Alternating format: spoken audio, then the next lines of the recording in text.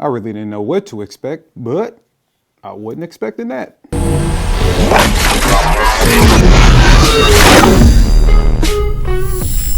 What's going on, everyone? Welcome back to the channel. So today we have a bit of an interesting one to me. So today we're going to be talking about the Springfield Echelon 4.0. That's right.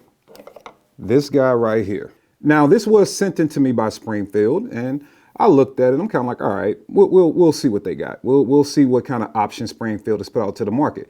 Now, in full transparency, I don't have a base to compare this gun off of because until very recently, I hadn't shot the full size Echelon.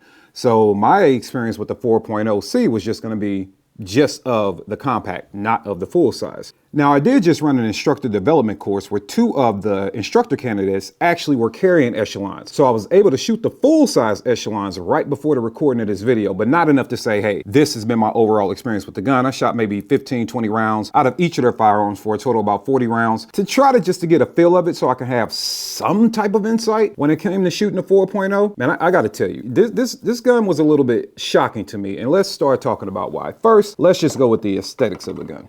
All right, so this thing is good looking. It's sexy, not gonna lie. Now, that doesn't impress me on its own. It's gotta work. But let's talk about some of the features of the gun. So I'm gonna start off with the slide. This slide grabs your attention. It just really does. The first thing I noticed about it, outside of the good looks, were the serrations. Deep, very, very deep. And I don't mean deep like they overdid it. I mean deep like it is going to work for what it's intended to do, right? You grab this thing, if I press check from the front, I just come right over and it just moves, it glides. Clearly you have them in the rear as well. And then when you look at the design of the slide, it's just sleek and very pleasing. It's not only good looking, but outside of the serrations, it's actually very functional. This is what I mean.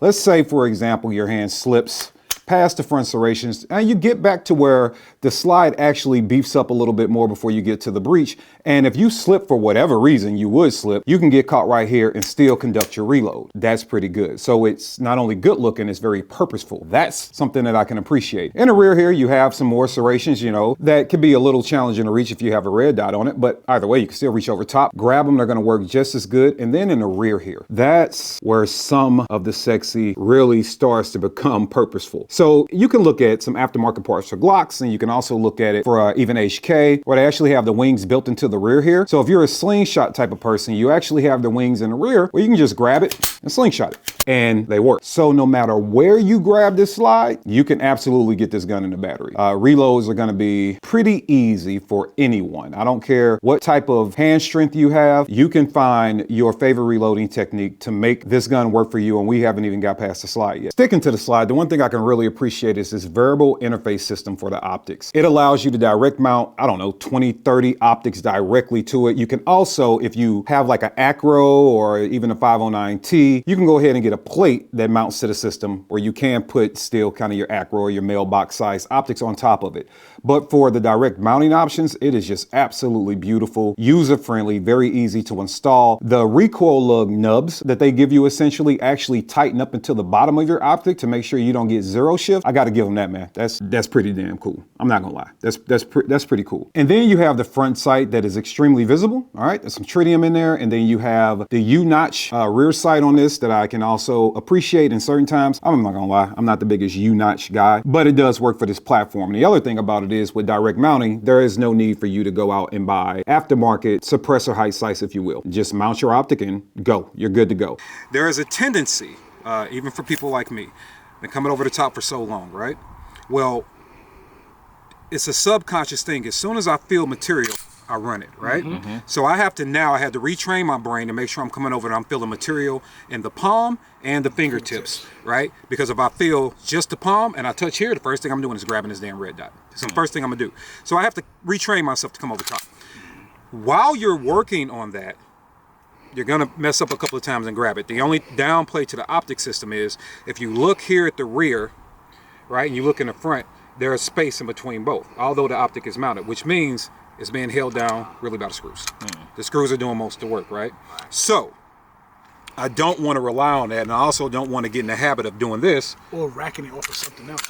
Yeah, because it could be bad. But if I have so many different you got options points, then there's really no excuse to rely on the dot itself. Agreed. Right? So I do like that. All right, Springfield. Okay. Moving on down to the frame. Texture on the frame is friendly. It's kind of middle of the road. It's not extremely aggressive, but it also serves its purpose. It's well designed, well thought out as far as the texturing goes. The ergonomics of it are pretty good. Now, upon grabbing this, the first thing I noticed is that the beaver tail back here, right? And for you old school guys, the tang. Well, the beaver tail is a little bit thick. And what I mean by that is a little wide back here at the rear. Now, for my size hands, that felt like I had some pressure, some unneeded pressure coming back into my hand whenever I shot this thing on the recoil. Brandon even pointed out kind of the squareness, bulkiness in the back on the beaver tail there. But actually, Brandon, after shooting it, I kind of appreciate it. It gives you a little bit more of a balance in the back, more of a blade kind of effect. It felt like that. However, it's something I'm going to be willing to deal with because you will not. I mean, you almost have to try to get slide bite on this thing, because you're just not. It's going to keep your hand nice and secure. You're going to get plenty of interface surface to make sure you can manage recoil. So I'll take that minor discomfort that I was feeling, and that could just be for my hands, right? For my size hands. I'll take that because I don't want to get slide bite. And it did help me mitigate the recoil a little bit. I can feel how it helps.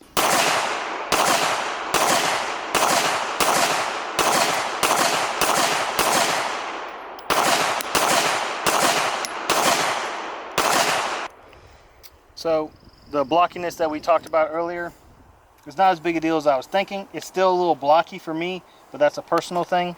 But it's not as big a deal as I was thinking back in here. It could do for personal a little bit grinding down, but it's not as big an issue as I thought. I have a TLR1 on here, so you can't see the fact that there's texturing in front of the trigger guard. They have a small undercut here. They have texturing there, right? So for people that, do like this, you can kind of feel when you have that, stop a little bit of slippage there. So I like that. And then the even slight undercut right here. So they really thought about, hey, what is the end user going to want? And look, I'm looking for a reason to scrutinize this gun. There's got to be more to it that I don't like, because I have to be able to give my audience my true impression. The takedown lever has texturing on it. It's slightly extended out, so it's kind of like a thumb rest there, or a gas pedal, whatever you want to call it. So it's going to help you maintain contact with the gun to be able to, really, really run this thing under pressure. I'm like, okay, keep going, keep going. It's something you don't like, keep going. And then I found something, the slide stop. The slide stop, I don't know if you can really see it on video too well here, okay? But the slide stop is a little tucked into the frame here, a little bit more than my liking. Upon looking at it, I'm like, man, that's really kind of tucked in and kind of small. I don't know if I'll be able to make contact with it. But then I ran the slide to the rear. I'm like, oh, no, I can easily make contact with that. That's not a problem. I got kind of big hands. My hands are not small by any stretch of the imagination. And I start to run the slide to the rear and try to use my thumb to get the slide to stop. It took me about, 10, 12 reps to really feel where I need to have that thumb placed in order to use the thumb to press up without breaking complete contact with the gun. And I finally got used to it. So although not my favorite out the box, there is a way to get used to it. You just need some reps with it. And I think you'll be able to figure it out pretty easy for you and your hand size, or for you, it might not even be an issue at all. All about the trade-offs. You gonna stay back for me? Yeah, that's the issue I was having at first. Yeah, the slide stop. I like the fact that it's a complete ambi gun as well. Texturing on the mag release on both sides. The trigger. So when I start looking at the trigger, I'm like, okay, this is like a, if you will, a semi. Make sure you guys can see it there. Yeah, it's like a semi-flat face, if you will. It's not completely flat, but it is flat. I go to press the trigger and I'm like, okay, you get to travel. You believe you've reached a wall, and then you can actually go a little bit more. So what I mean by that is this, okay? So here it is, boom. And you can see a little bit more. So travel, you feel like a wall, you got a little bit more to go. And I don't know if that really picks up on camera, but it's there. And then you're actually sitting on a wall and you can break right through. All right, so a couple different ways to look at that. If you're a trigger snob, you don't like that, right? Now, I see this in a lot of guns. People think you just take out the travel. When you get to the stop, you're at the wall. That's not necessarily true. Sometimes you have a little bit more to go, then you can break through. Running the trigger, I didn't feel that at all. And you're not gonna feel that when you're running the trigger. You're just not. If you're taking, a couple of seconds between shots and you're slowly resetting, then yeah, maybe you might feel it. And as far as when it resets, you're right there and you're back. Do that again. Right there and you're back. Better than average. Not totally Gucci, but it works. So it's a functional trigger that is not bad.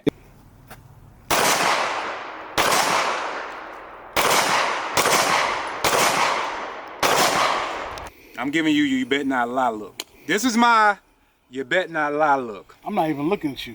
Oh, I like okay. the grip. First of all, man, why you gotta be that dismissive? I'm sensitive. You just can't say that to me like that. You know what? I'm out the video.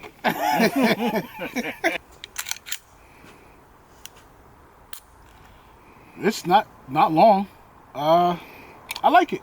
It comes with two 15-round magazines, all right? But then even looking at the mags, and they're double stacked mags, but you can see that the magazines actually come with texturing on them as well. I like that, right? I just do. And here are both the magazines. They both come with the texturing on it.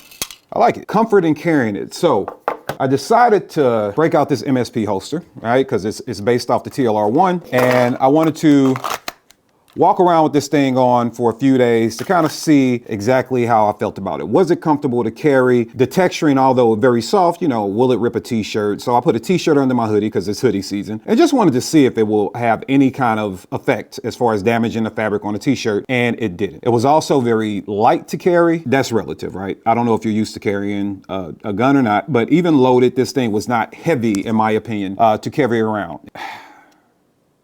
I know, man. I just took a pause because I'm really trying to find something that I don't like about it.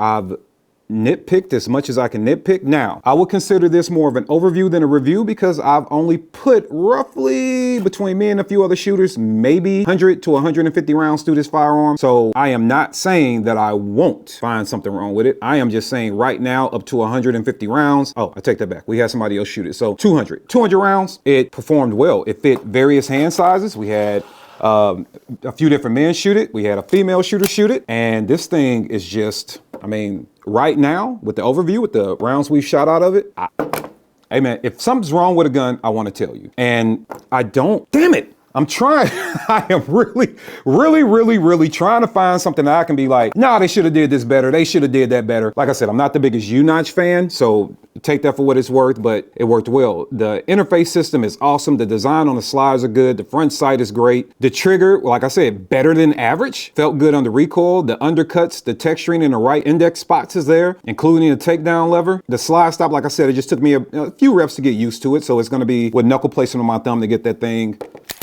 locked back, but once you get it, you got it. Now letting it go forward is nothing. It's fantastic.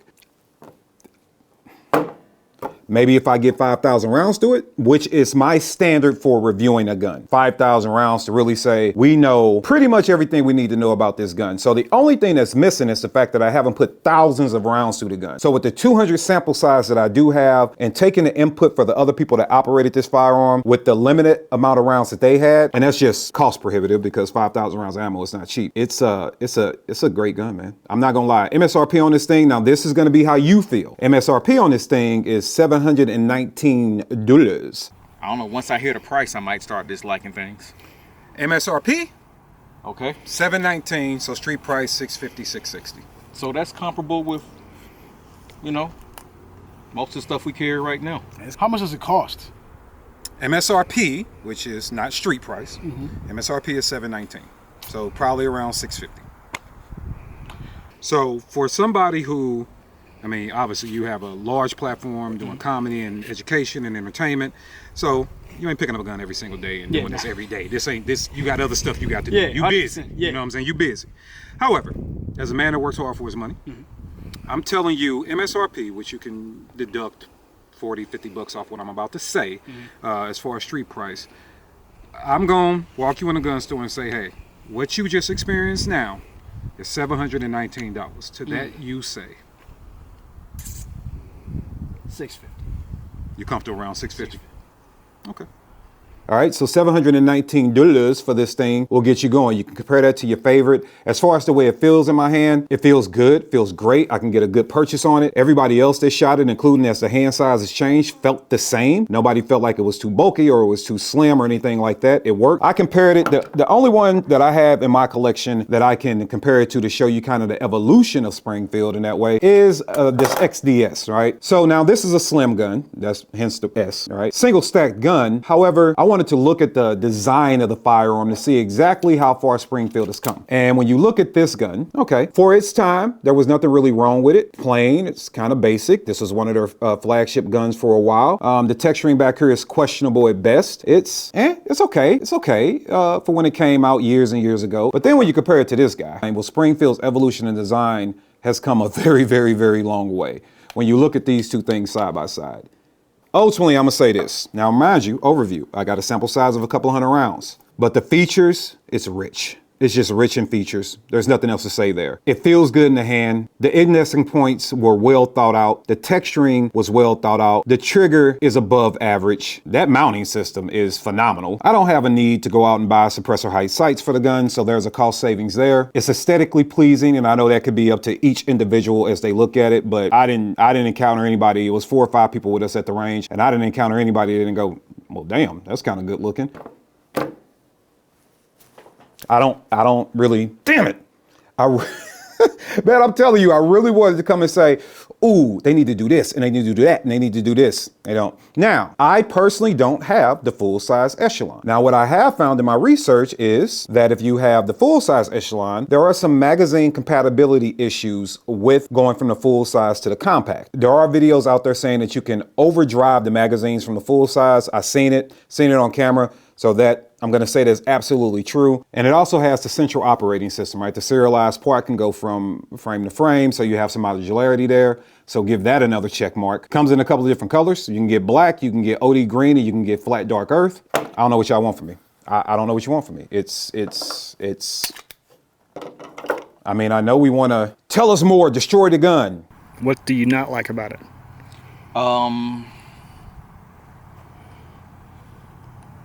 Yeah, what don't you like about it? What don't you like about it, huh? I don't know, keep counting after.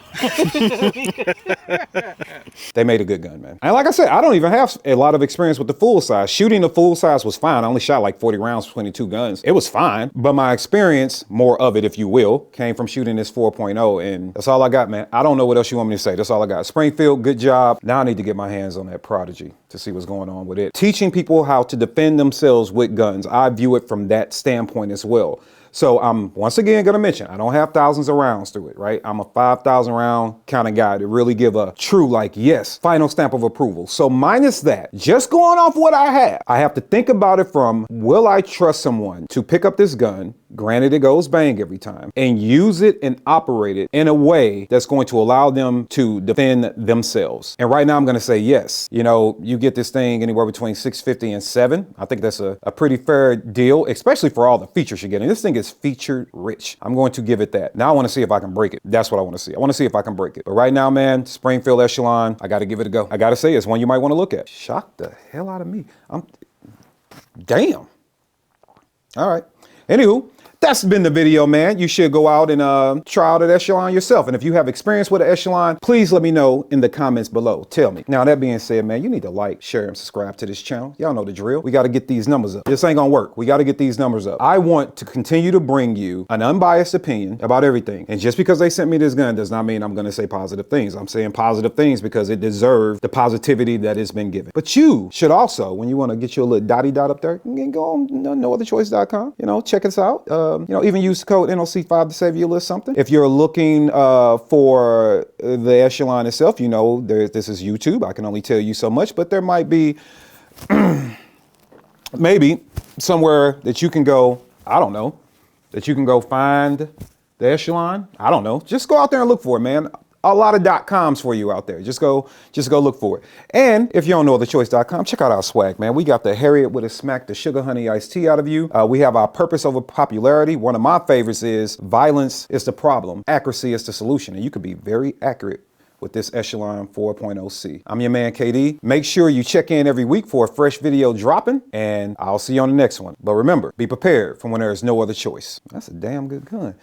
Now, people gonna think I'm a shield because I couldn't say nothing too bad about it. Damn it, maybe I shouldn't have did that review.